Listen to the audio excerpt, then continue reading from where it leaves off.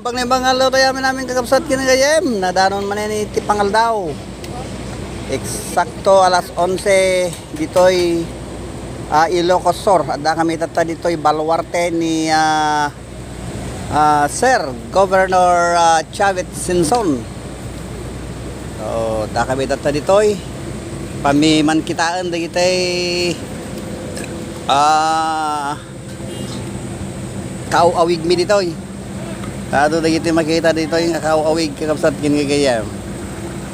So dagitoy kakapsat mi imay ditoy Ilocos Sur pamilya banding kakapsat kinigayam.